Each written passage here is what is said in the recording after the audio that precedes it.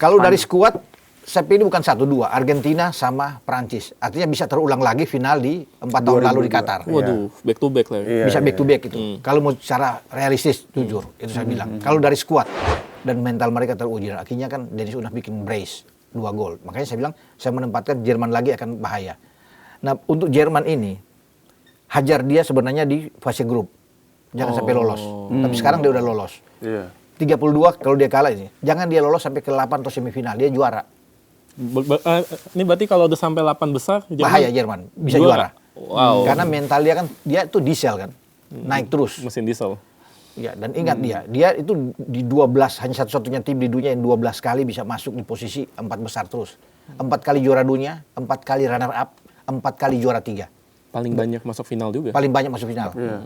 12 kali. Tidak ada tim manapun yang bisa seperti dia. Nah, ini punya mental bagus. Makanya saya bilang, hajar Jerman itu sebelum masuk ke 8 atau 4 besar. Sikat dia. Kasih pulang dia. Ya kan? Tapi kalau dia lepas dari 8 besar atau dia masuk ke 4 besar, cilaka. Itu yang terjadi 2014 kan? Juara. Padahal Brasil yang jadi lawan. Dia akan ngamuk karena mental dia udah kembali gitu. Sulit untuk bisa menghadang mereka. Makanya Jerman tuh harus putus sebelum dia mendekati 4 besar. Dia kan ketemu siapa ya, Jerman ya? Di 16 kemungkinan Prancis. Prancis ya? Kemungkinan. Kalau juara grup juga dia? Iya. Gimana tuh, Bung? Saya masih yakin sebenarnya. Sebenarnya kalau mau cari selain Jerman, Prancis juga kan 4 saya bilang. Argentina, Argentina, Prancis, Jerman, Spanyol. 4 itu yang punya peluang. Nah kalau mereka sudah ketemu pasti satu gugur kan. Mau Prancis, kalau Prancis lewatin Jerman, ya Prancis punya peluang untuk bisa menjadi juara. Kalau Jerman yang keluar, Jerman. Tapi itu saya bilang kalau sudah dia jangan mendekati di 8 atau 4.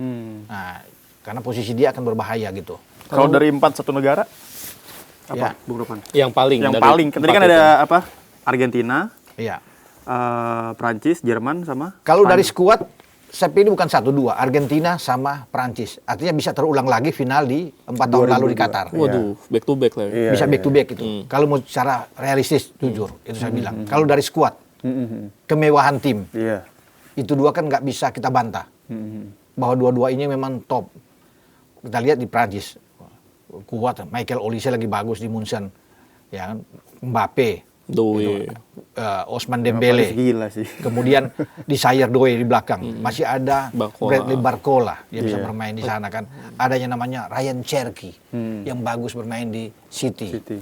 Belum di gelandang dia ada Tchouaméni bagus, ada Rabiot yang bisa bermain, ada N'Golo Kante yang bisa bermain dengan sangat. Jadi semua di belakangnya ada Konate, ada Upamecano, ada Saliba, ada Digne, ada Theo Hernandez, Lucas Hernandez, ada Kunde yang bermain. Jadi semua kalau disebut itu mewah semua, bagus. Argentina nggak usah kita sebut hebat semua memang, ya.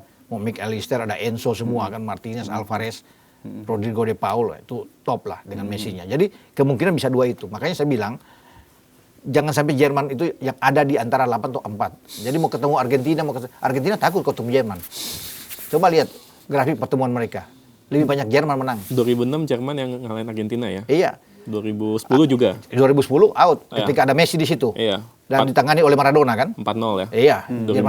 Jerman hajar itu. 2014 juga? Iya. 2014 ketemu kalah lagi. Jadi lebih banyak Jerman sebenarnya. Kalau bukan Jerman nggak kalah, pernah kalah juga Jerman kan. Final 86 kan kalah 3-2. Tapi Argentina agak takut. Nggak cocok cara main Jerman dengan mereka. Nah Jerman tuh agak nggak cocok dengan Prancis. Wah, berarti kalah nih sama Prancis. Iya, agak nggak cocok gitu, agak ketemu. Nah, kan bisa lihat dengan gaya misalnya Munchen ketemu dengan PSG kan, 5-4. Itu luar biasa. Kayak 9 gol di dalam Liga Champions nggak pernah terjadi itu, 5-4 bos. Di semifinal ya? Dan itu kan memperlihatkan gambaran itu Prancis melawan Jerman, bukan PSG melawan Munchen. Ya kan? Kalau bisa melihat di timnya Prancis saat ini kan ada 5 dari PSG yang masuk situ. Munchen mungkin ada 8 ke timnya Jerman. Jadi ini mempertemukan 2 tim yang sama-sama oke ya.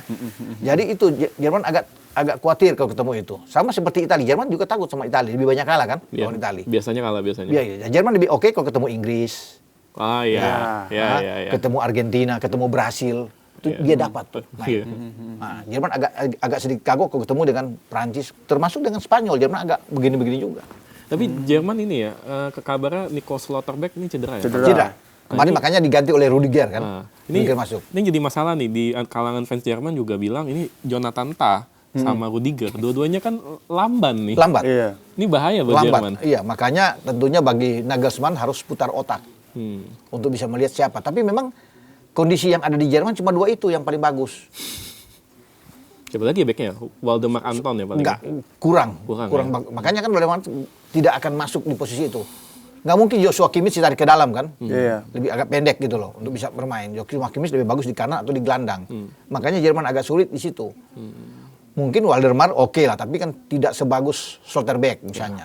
Atau tidak sebagus Jonathan Tah lah misalnya. Cuma masalahnya lambatnya itu kan. Iya, itu yang bahaya. Itu yang bahaya kalau dapat pemain-pemain. Makanya harus pintar-pintar lah. Kalau bisa bagi Nagelsmann untuk bagaimana caranya bermain. Apakah mesti cari dua gelandang yang lebih bertahan yang kuat.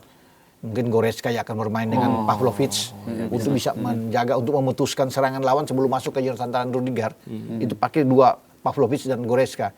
Nah, chemistry dua ini kan sudah dapat sama-sama di Munchen kan. Sudah terbiasa. Tetapi yang harus dilihat bahwa Jerman punya Felix Nemecha yang lebih bagus. Ya, itu yang nggak bisa digeser juga tuh. Dia nggak bisa digeser. Tapi kalau bermain dengan tiga gelandang, Nemecha masih bisa untuk lebih didorong. Kan dia lebih menyerang. Kalau Goretzka dengan Pavlovic lebih bertahan sebagai double pivot. Bermain. Nemecha yang akan ke depan itu bisa. Berarti Musiala yang agak dikorbankan atau ke kanan mungkin. Akan ke kanan. Mungkin Leroy Sané yang minggir dulu. Iya. Karena kemarin saya lihat ini dua kali pertandingan kurang begitu oke. Nah, Musiala akan ke kanan, Florian Wirtz akan di kiri, tetap bermain dengan Kai Havertz. Atau mungkin langsung dengan Dennis Undav.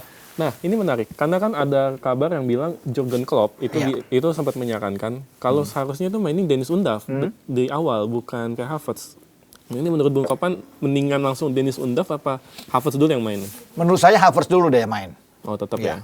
Karena auranya bagi seorang Dennis Undav itu adalah sebagai super sub. Dia lebih bagus sebagai super sub, lebih tajam dibandingkan dia dimainkan di starting 11. Karena dia ada semacam tantangan. Dan dua kesempatan dia masuk sebagai super sub kan bikin gol semua. Sudah 3 gol kan. Pertama dengan Curaçao, 1. Dan kembali brace. Jadi memang dia lebih cocok bermain di babak kedua. Tenaga dia akan fight habis-habis. Kalau di babak pertama ketika dia flop kan dia bisa ditarik di babak kedua. Kalau rumusnya dia bermain di babak kedua akan sulit untuk dia dicari, kecuali dia cedera. Tapi kalau dia sudah masuk di menit 60 misalnya atau menit berapapun dia akan main, dia kan nggak mungkin Nagelsmann tarik lagi dia udah masuk. Nggak mungkin. Tapi kalau di babak pertama dia main lebih awal, dia kurang bagus, nggak berkembang, pasti babak kedua ditarik dong dia. Makanya Jerman harus punya pemain seperti Dennis Undav yang menjadi super sub membawa keberuntungan. Nah, di tim-tim itu harus ada seperti itu. Harus ada. Misalnya di Liverpool ada Nunes waktu itu kan. Ya, datang tiba-tiba dia masuk, dia bikin ada Origi. Iya, Origi kan gitu-gitu. Main sih biasa-biasa aja tapi ketika masuk di 15-20 menit pertama bisa mengubah keadaan kan. Nah, itu ada di Dennis Undav.